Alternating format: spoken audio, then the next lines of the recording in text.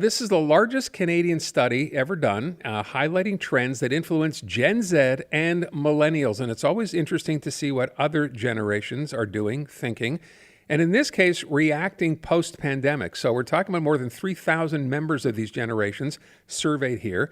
Christian BOURQUE is Executive Vice President of Leger, doing this poll, and he is on the line. Christian, thanks for being here today. Hey, my pleasure. Let me begin with sort of the big overview here, because the one word in looking through the part that I saw, and by the way, the study is called 2023 Youth Study Report, the word pessimism seems to pretty much permeate this study, at least from what I've seen. Oh, yes. And there's two categories where we see a dramatic shift, even from last year.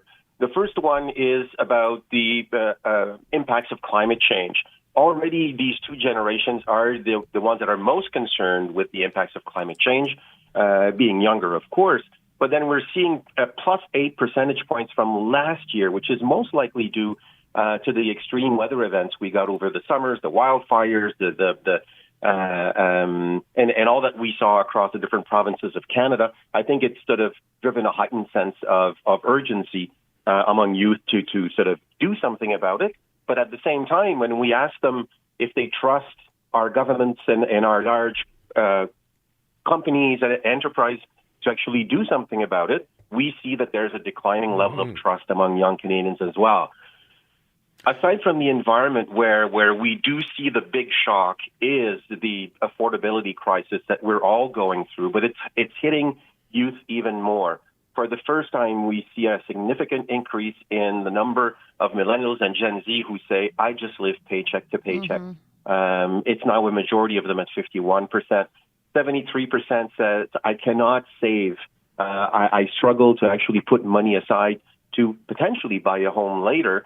Half of them, 48%, say, I'm now struggling to actually pay off my credit cards.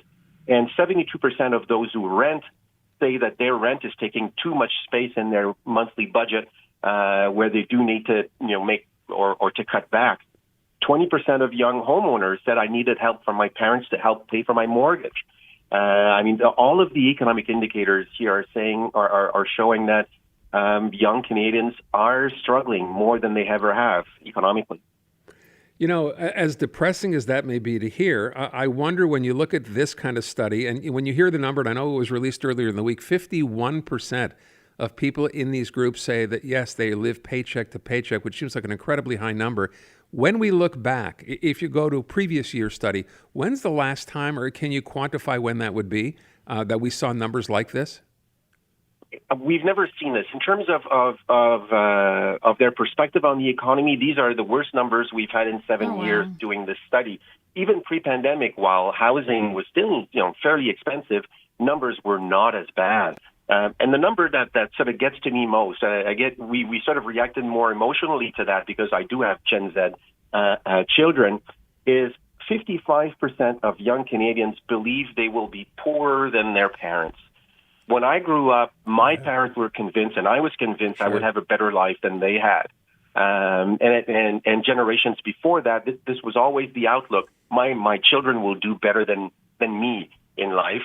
And it's the first time that young Canadians say, no, I think I will have a worse life economically than my parents, which I think shows again, either it's a degree of pessimism, to some extent maybe a degree of realism, because housing was not like that when their parents were actually looking to buy their first home.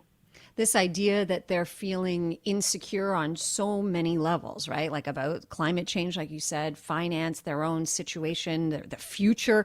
I then find it interesting because we've spoken so many times about millennials being, not having sort of commitment phobia when it comes to jobs. They're constantly changing jobs. And this poll finds that 15% of Canadians intend to quit their job in the next year. Is that higher or lower, Christian? Because that struck me as a little low, actually.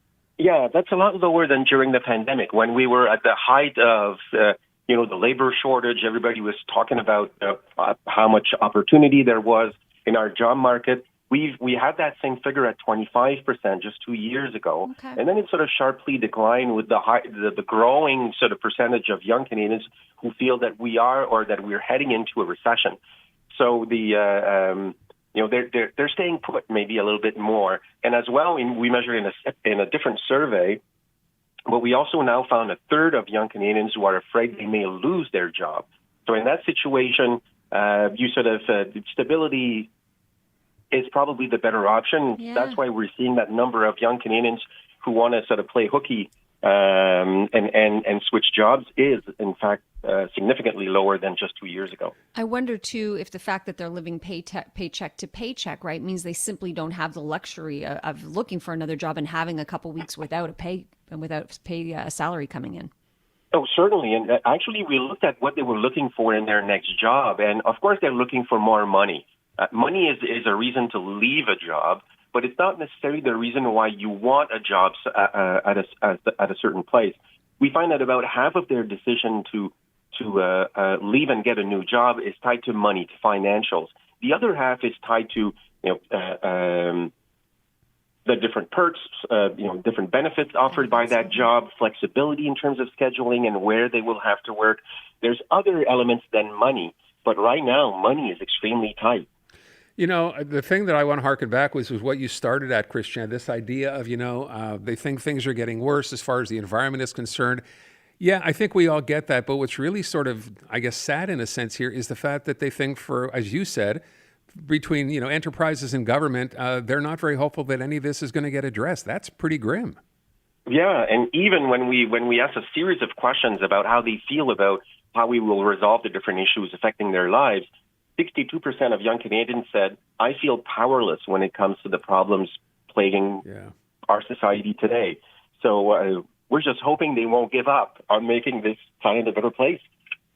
Yeah, we need them. Good grief. But I think hopefully politicians will wake up here and feel and recognize that this generation or who knows, maybe this will take forgotten. this generation to go into politics to try to do something, because they clearly don't trust politicians now to address this to begin with. That's, as I said, pretty sad. Yeah. It's very stark. Christian, I want to thank you so much for the time. Fascinating study. If you want to sort of find out more, you can go online, I guess, to, was it leger360.com?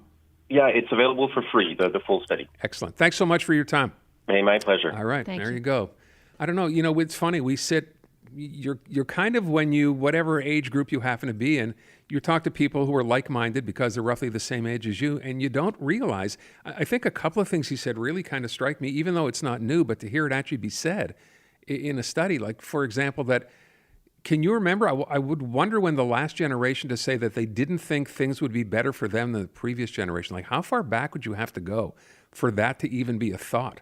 I would say it started with Gen Xers, though, to some degree, because boomers did so well. We started to feel like, holy moly, do we stand a chance? And I think many of us were late to launch, right? It took us longer to get going, but we're getting there, and we are, doing okay for ourselves.